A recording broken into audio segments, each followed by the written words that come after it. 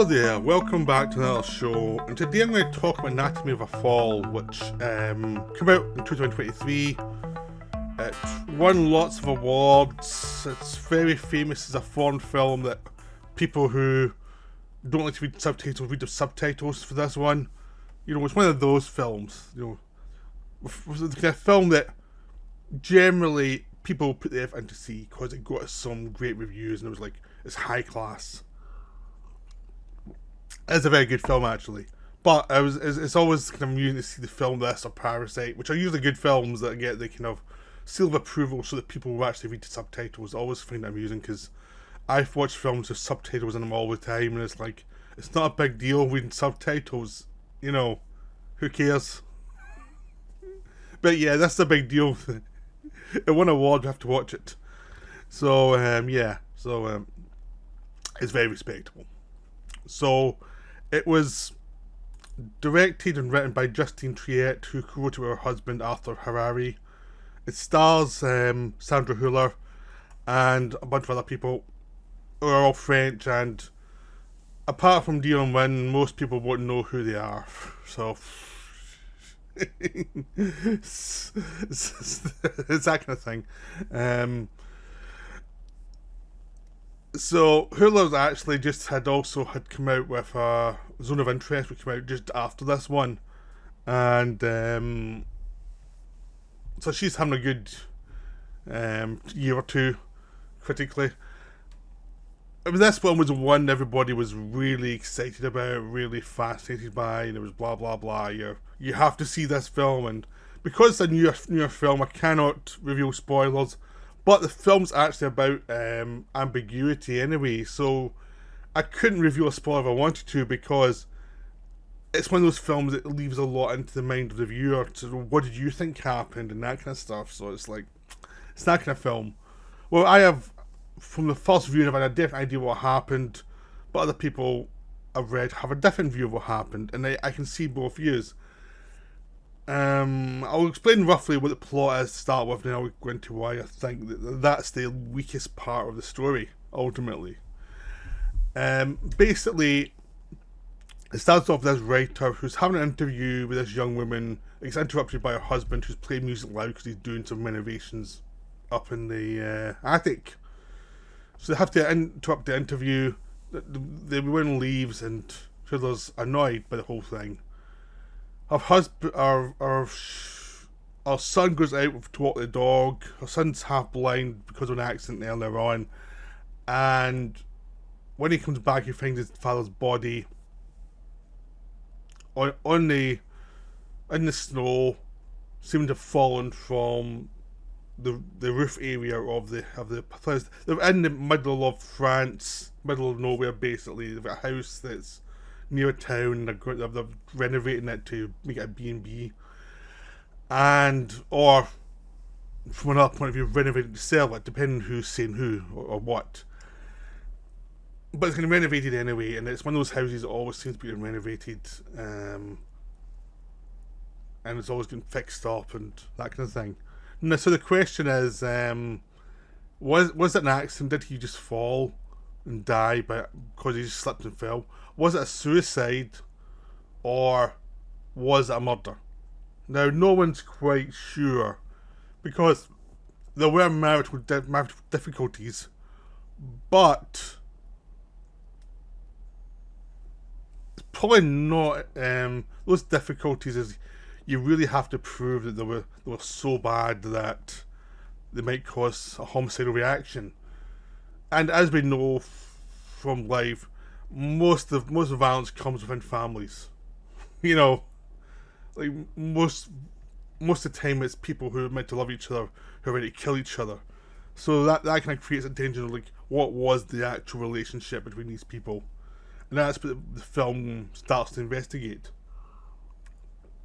And this comes through the court case, where Julia hires someone she and her husband has known for years and who had an attraction to her when they were younger, and there's still an attraction there, but mainly it's the bit of the court case. Is like, what comes across is that she was a cold manipulator who ruined his life, or was he mentally ill and this was inevitable. Like, what was the case? What was the thing? I mean, there's forensic evidence. One side says this was definitely, he was definitely hit and he fell down and he was falling down. It was definitely a murder. And the defence is saying the forensics don't really match up to that. It looks much more like he hit and at the thing, gashed his head, because there was this block thing down below where his head could have hit. And the reason why they couldn't find any blood there was because the snow would have melted. It would have hit the snow, and all the blood would have on the snow, and the snow would have melted down a little bit. Which you can give or take, depends on what you believe or not. It's not definite either way. And they leave it up to your point of view of, well, did she do it or did she not do it? They give you both points of view, and it's like up to you. There is an ending to the court case, but it doesn't mean you can actually look at it and go, oh, well, justice was done, or justice was definitely not done. It's like you have to interpret it yourself. So some people can say, oh, she's guilty, and other people say, no, she's innocent. This was just a bad set of circumstances that made her look guilty. The way court cases sometimes happen, I mean, a lot of time, most crimes in society are pretty much open and shut cases. It's like either they did it or they didn't do it because, you know, it's a very simple thing that happened, and usually you can prove it either way because of people admitting guilt or people being bad liars. And it's like, well, there's no other explanation that actually makes sense beyond what the charge is. And most things in life are not that imaginative, really. I mean, we're not, as a species, we're not particularly, inventive when it comes to murders and all the rest of it. No matter what you see on CSI shows and things, most people are not criminal masterminds. Most people can barely do anything without messing up.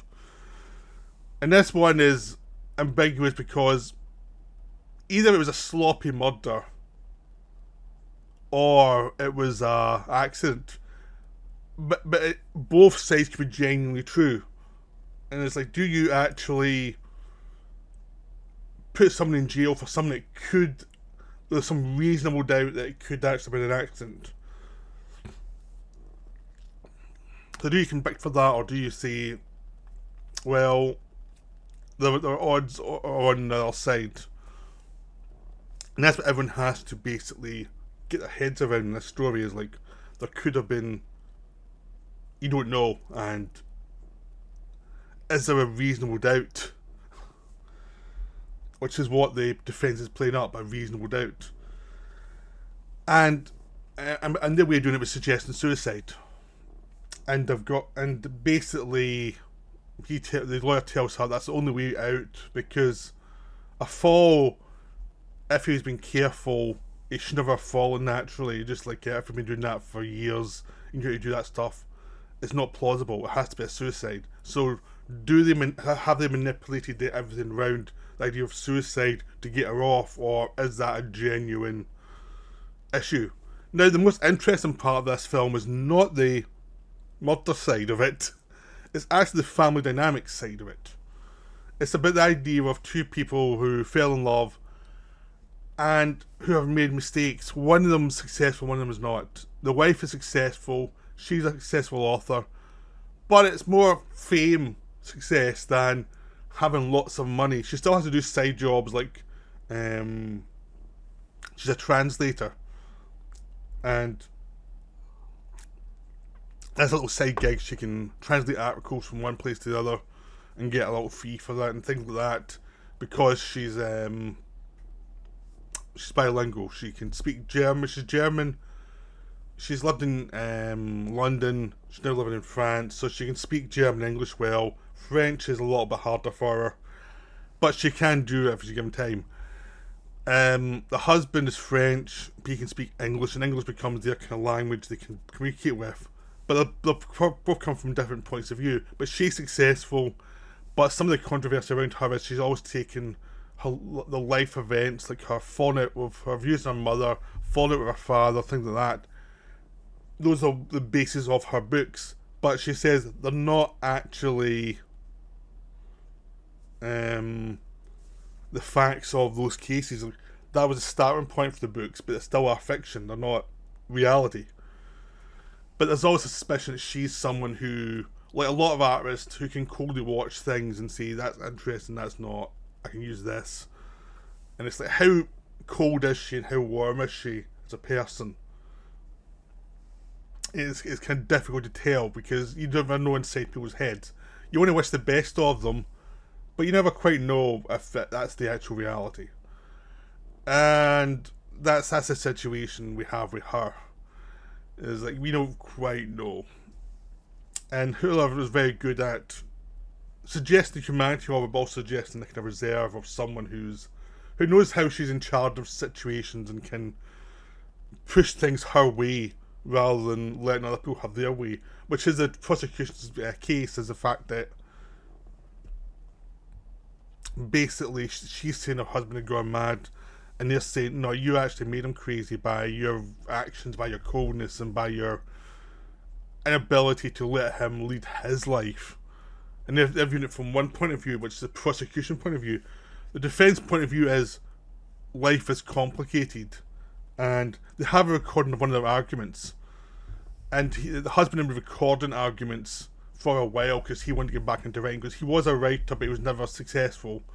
He never published anything. One of his ideas she used for a small section of her book. But she says it was, she asked him because he'd abandoned his book, said that was a good idea, can I use it? And she changed it around quite a bit to suit her, so he could still go back to it because it wasn't the full idea.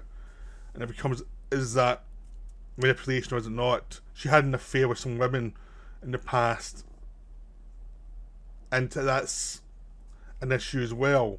But then again, he has had failure after failure. He's a teacher who's very good at teaching, but he thinks it's not good enough for him. He should be a writer like his wife. But he's so into writing, he can't step back and do something that's publishable. And even his friends who see his stuff don't respond because it's so inside that it's not really approachable to people on the outside. And there's a sense of someone who isn't getting anywhere in life. He's trying to renovate this house they're living in, but he's been out for ages and no one's quite sure what it's for. Even he doesn't know what it's for. He's looking after his son because his son was hurt because he had been late going to pick him up, and there was an accident, his son had been run over, and his visual cortex had been damaged. He's not blind, but he's very hard of sight.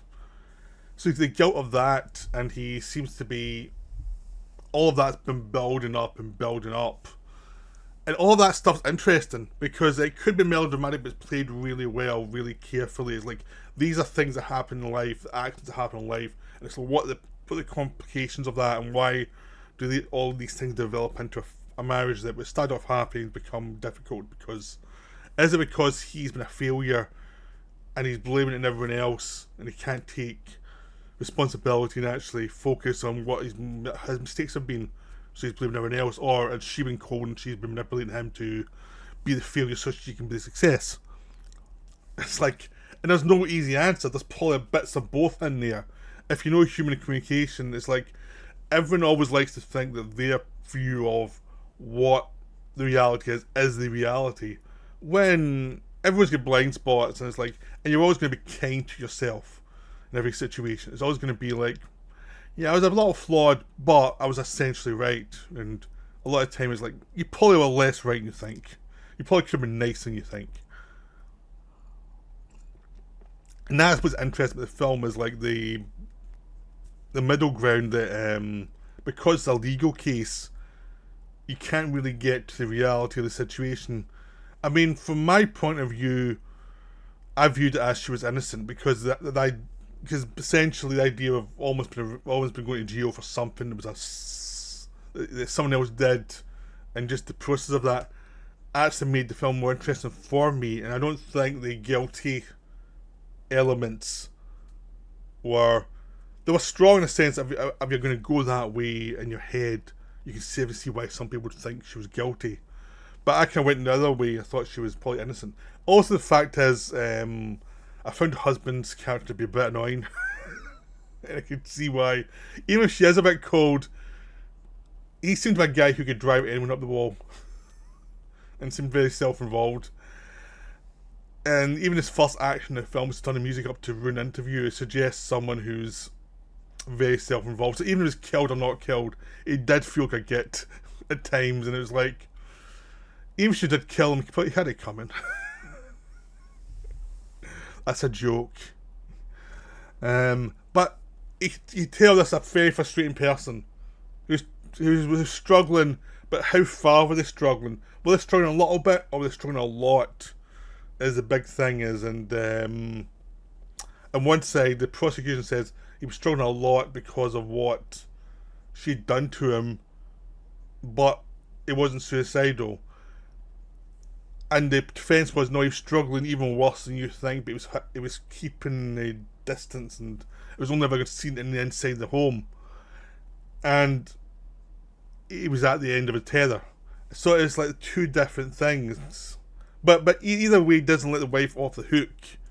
Like, obviously that guy was having some real issues. And she could have been nicer about it. But I think that's what's interesting, in fact, is that either way, she did it or not did do it, she has to live with what happened. She knows who did it and who didn't do it. And she has to be able to see that some of her actions did lead to a tragedy. And it's become this thing of, to me, that's an interesting drama. Not the legal side of it, but it's like, what's the emotional side of it? And it's a bit difficult of marriage if you have two people who are, one's doing better than the other, and one's more successful in certain ways of life than the other. And if the person who's not doing well sees that as something that's shameful and angering, and if it creates tensions, and it's like, it's also the idea of who is the most self-absorbed in this marriage, when both of them seem to be really going for the self-absorbed element. I mean, essentially, they play the idea of a mental illness, and it's also the thing is, mental illness isn't just, they're disturbed, they'll sit in a corner. It's like, no, it's difficult for people around them. I mean, I've got anxiety and things like that, and it's like, it's difficult sometimes around me, and I know it. And that's the thing, the good thing with the film is, it doesn't give the cop-out of mental illness as the easy explanation. It's like, no, people with mental illnesses are difficult to deal with sometimes. And that's just the reality. So that's an excellent film. It deserved its praise, even though I made some jokes at the start of the video. It does deserve its praise. I can see why it really worked, but for the audiences. So I would definitely say go see it. It is wonderful. Right, but essentially I think the human side was more interesting than the thriller side. So that's me for now. See you later.